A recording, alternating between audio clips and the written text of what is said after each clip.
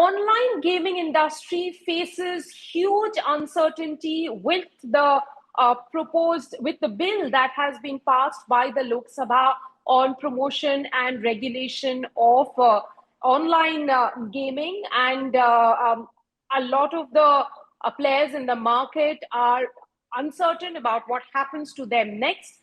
To know how this is going to play out over the next few maybe days, months, and how it is going to impact the users on Tea, Toast and Sports, our weekly podcast, I'm joined by Vaibhav Gaggar, the senior advocate of Supreme Court of India, and who has had 2 decades of experience in gaming law. Welcome to the show, Vaibhav. My first question is, why would you say that the government at this point is trying to prohibit gaming rather than regulating, when the focus of the ecosystem is on, digital transformation, India going digital? Thanks for having me, Rika. I think it's come as a big shock and surprise to anyone who's been involved with the gaming world. Why I say that is because until recently, there were many stakeholder meetings, etc., and there was never a whisper of this. The focus really seemed to be more on responsible gaming all along. There were lots of conversations to say this is one of the upcoming sectors. It's creating millions of jobs in the country. It's taking the digital frontiers forward. We're exporting a lot of this, the software development for gaming that's happening, etc. Right? And so, I heard a couple of stray statements as well to say, if gaming was to be regulated in real money gaming called RMG, it would add substantially to the GDP, to the top line. So that's one side of it.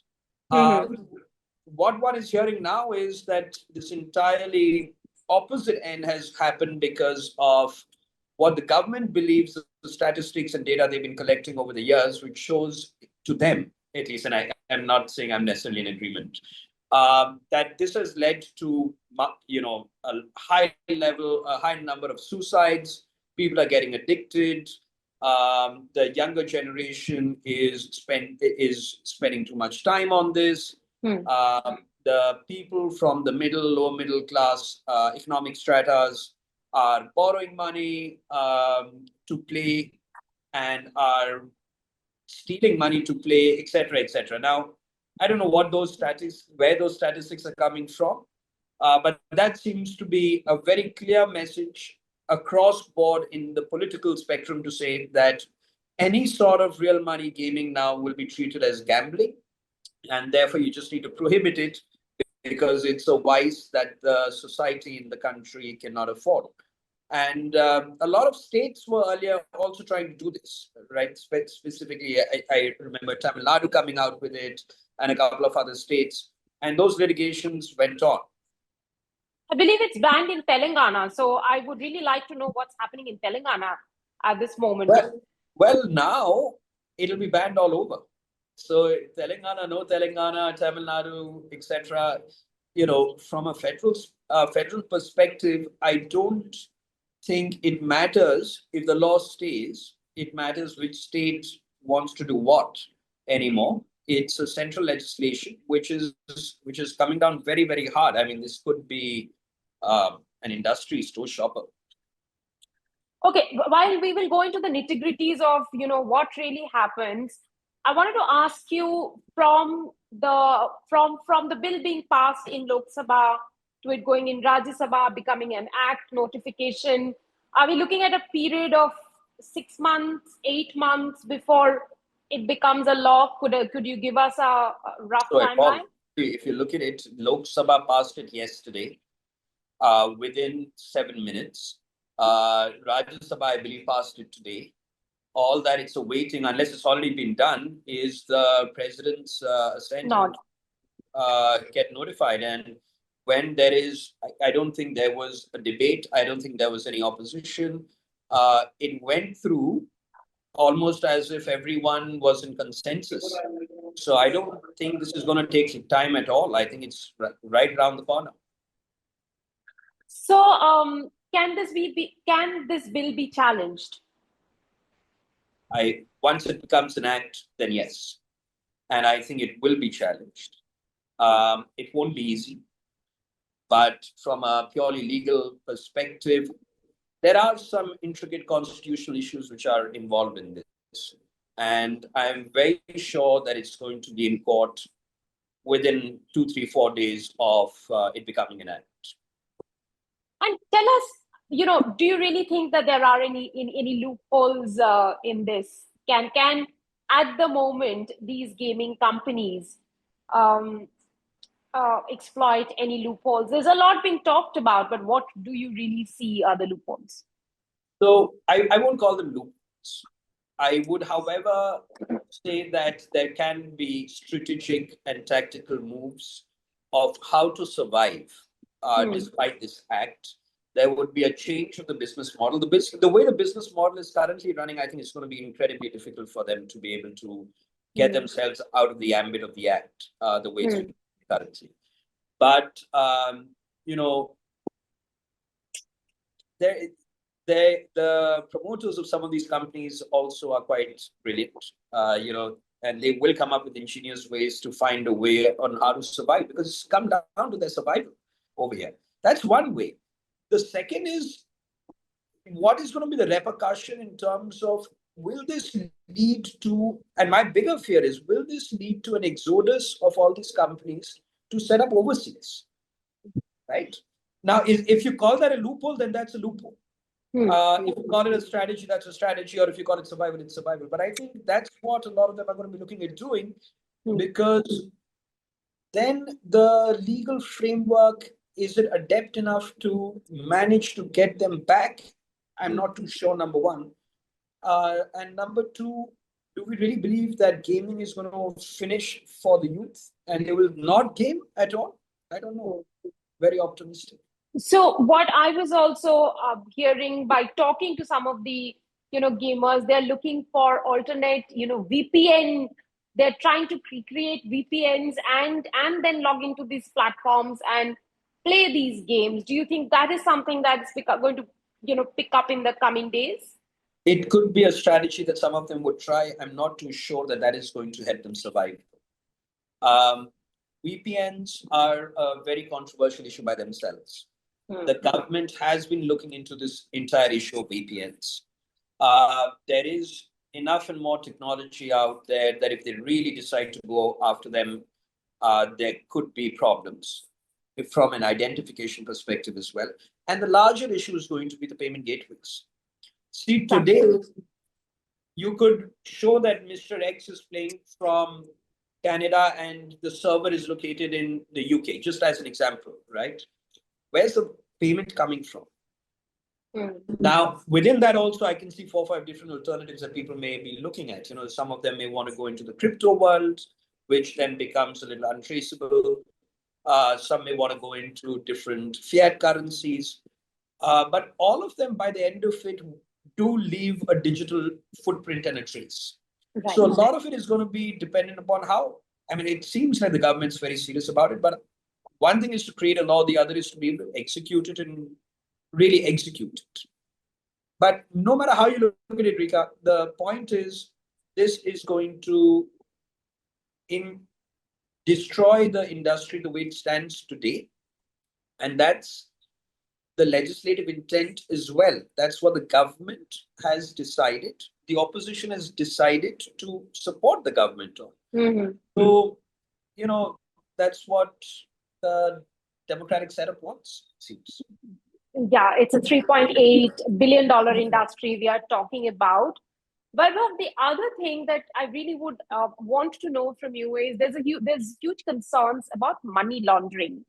Now, is there a way that all these current companies, and I hear there are about 166 big players and then there are small players, they can take their servers outside the country and thereby operate in a legal, in a legitimate framework? Is that a possibility we are looking at?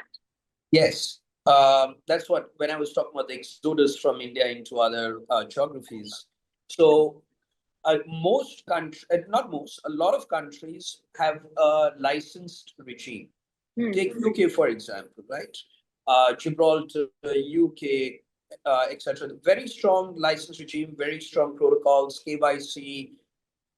They don't discriminate in terms of which national is playing or is operating the system, as long as you're following those guidelines, responsible gaming and all. So if they do put their servers there, it's not just going to be servers though. I think they will have to relocate their entire establishment, because there's a concept called POEM, POEM, which is a place of effective management, right? That's where that will start kicking in as well. That has tax ramifications, money laundering ramifications, operational control, etc., right? So merely putting your servers out is not going to do the trick. They'll have to really look at shifting base if they want to be on the right side of law. But then will come the second part of this, that if they are still catering to the Indian community, what happens with the payment gateways?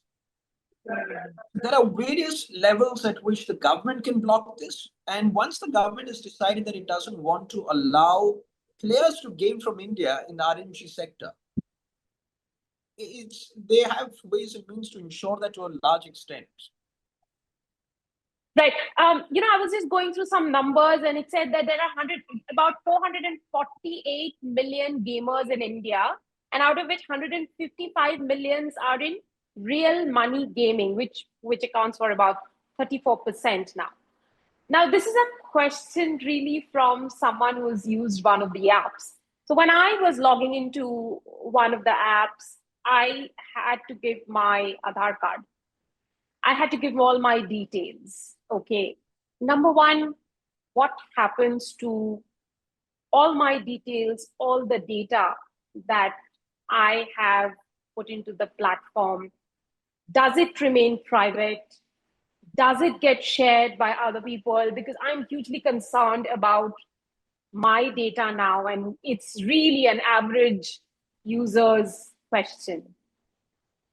So are we presuming that your data was entirely safe earlier? And I would have imagined, because it was a legitimate platform, that so a lot of them, yes, they go through great, they go through quite a few steps to try and ensure that data remains sacrosanct, right? But there are a lot of others who don't. Number one. Number two, data privacy is still a faraway concept in India. Let's be real about it. Okay. When you log into one of the sites, why is it that suddenly you're going to start getting all those advertisements relating to gaming? Have you noticed that? I mean, we know how the system unfortunately works. Yeah. Now there is a larger risk, because a lot of data is, today's fuel, right? And personal data with all those analytics already having run on it is quite valuable. I don't know, in some companies which are facing a survival issue now, they'll be ill-advised to, but they may well contemplate. They may well contemplate trading in data for all ones. Yes, that's a big concern. The other concern is about, the payment that has already been made by the players to a third-party platform, which is the payment gateway. Do they get their money back, or does the money then get forfeited, stay with the payment platform? How does it? So the money can always be recovered, right? You just need to get, put in the instructions to recover the money. Number one. There's nothing in this act which is suggesting that money is going to be forfeited. In fact, I would imagine that since the avowed purpose of the act is to make sure that people don't suffer losses, I would be aghast if the government said, no, now we're going to forfeit the money which is lying there as well. Having said that, everybody, all stakeholders of the industry, whether players, whether operators, whether the gaming, people who make the softwares, the payment gateway systems, everyone is going to be on their guard and they need to be. Gaurav, one of the other very interesting things that I was reading in the bill is the government talks about mental health of the players. Now that there will be a ban on these apps, mental health will anyway be affected. So how does that scenario then play out? Is there? I mean, as a lawyer, are you kind of thinking, because suicides is one of the things that has been talked about, so if for an alcoholic one goes to a rehab center, but what will happen to these people? So just tell me this, as a lawyer, what intrigued me also was that you're promoting esports and casual gaming, right? Is that not addictive? I mean, I just asked, where is what is it that is your problem addiction? If it is addiction, it's a different thought process that had to come. This distinction to me doesn't add up. Today we call a screen an addiction. Any sort of, you are watching your screen, you're scrolling on your Instagram, that's an addiction. You're scrolling for hours together. That's also an addiction. So now you're yanking these people off from gaming, but the addiction remains. So if not this, they'll get, they'll still be on screen. So it can't be addiction, really. If it is the fact that they are engaging in gambling, right? See, until date, from 1955 onwards, there was a very clear distinction in the country by the Supreme Court and legislatively in every state that there is a difference between a game of skill and a game of chance. So, for instance, a game of chance is roulette, right? Pure luck. A game of skill is chess. I mean, or a game of skill is poker. Or these games, high level of intelligence. You got World Cups, World Championships, everything happening over there. Yes. There, if you are staking, it was held to be legal. Now, effectively, you're saying that staking is gambling. So legally flawed. But that's the new law, right? It depends now whether the courts uphold this as a valid law or against the notion of what is gambling, right? And secondly, if it is pure speculation, and I've, in fact, I argued this once in court as well, that how is the stock market different? Yes. You're speculating. It's a reasoned analytical decision where you could win or lose money. So some of the answers that come back is, but that is, stock market is backed by assets, right? So but at the end of the day, the person who's putting in the money, and there are more suicides in the stock market where it crashes, right? Yes. How is the logic different? You're speculating, you're putting in money, you're analyzing. Bad day in office, you lose. Good day in office, you win. Right? So, I don't know. The avowed objective, I think it's going to be argued. And that's what the councils are going to be presenting to the Supreme Court, amongst a lot of other arguments, according to. But it's going to be an interesting one. It is going to be an interesting one indeed. I'll also really have to ask you about, gamers who've made their entire career through gaming. So, there are a lot of people, a lot of youth who have made their career through this. So really while on one hand, we are talking about unemployment, youth not getting jobs, but this is an industry that is supporting very many youth. So they become unemployed overnight. If this sustains, they need to find new jobs. Yes, and it's going to hit almost 4 or 5 million people in the country, right? If you look at all the stakeholders. But again, that's something that the government has analyzed. They have chosen to say, we know that there was a massive upside potentially to regulate it, legalize it, make it really stringent, but legalize and regulate it. Versus which would have given billions of dollars, created jobs, made sure money laundering doesn't happen, etc., etc. Now, those are the positives. They've chosen conscious decision to say, no, but we want a society that doesn't engage in this at all. So we don't mind the losses. We don't mind the fact that people may lose jobs. We don't mind that industries will shut down. $3.5 billion or whatever you mentioned, the $3.8 billion, yeah. $8 billion. We are willing to let go of that loss because when we balance it out, we believe this is so harmful for society that it must be clamped down. Now, if the government believes that that's the best thing for national interest and public interest, they're entitled to do it.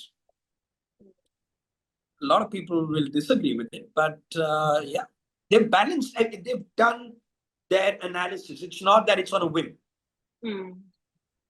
They've done their analysis. They've said we know the losses, but we choose to do it. Also, Vaibhav, when you talk about the Japanese gaming system and several other countries, they have something called loot boxes and those, that you can do the micro transactions. Do you think a more reasonable thing is to regulate those loot boxes and the micro transactions, or maybe ban some of them than ban the gaming apps overall? I mean, I'm just asking if you think that's a more reasonable way to go. Or I think before this, there was a bill that had come, I think 2 years back, if I'm not mistaken. Right? Yes. Where they had come out with these self-regulatory bodies concept. They had put down what are the do's and don'ts. They were looking at regulating, where then they were saying, okay, we need to make sure there's responsible gaming. What does that mean? People should not get addicted. What are the parameters to make sure they don't get addicted? People should not lose too much money. They can't play beyond the time, etc., etc. Age, various factors come into play. And when you look at responsible gaming, there are lots of precedents globally. That was the way to regulate. The government has chosen to not regulate. So the micro transactions that you're talking about, etc., all of that would have fallen in the category of regulating. They've decided not to regulate. They've decided to ban, prohibit. Yeah. Prohibit, right? So all of these become very academic discussions. A lot could have been done. Was being done. Yeah. The many gaming apps that are in the ecosystem right now really do in order to make it in order to survive, and not just survive, but protect those jobs that are there. Sorry, so for the first part, you froze. I got you from. Yeah. So the question really is academic now. Tell us the 5 remedies, really, or 3 remedies that the online gaming apps now have. They will get to court. That's remedy number 1. They will change around the business structures to fall within the ambit of the act, because there are ways which should still be revenue making. It won't be at the same level, right? But they could be. That's going to be number 2. And number 3, I think, is going to be that a lot of them are going to change their focus from being India-centric to being global. That's going to be remedy number 3. And global could also be, by the way, not them just going overseas to hit the Indian community of players, but India becoming them being the base and providing the services to overseas players potentially. There's a world out there as well. But again, you've got very good founders out there, very, very sharp founders. And I'm sure they have thought of 15 more things by now. As a lawyer, I can think of a few. As businessmen, they must have thought of a few and a half. We'll, of course, keep following this, tracking this very closely with you and all the other, wise people in the ecosystem. Thank you so much. Really appreciate your time. Thank you. Thank you. Thank you, Vaibhav. Bye.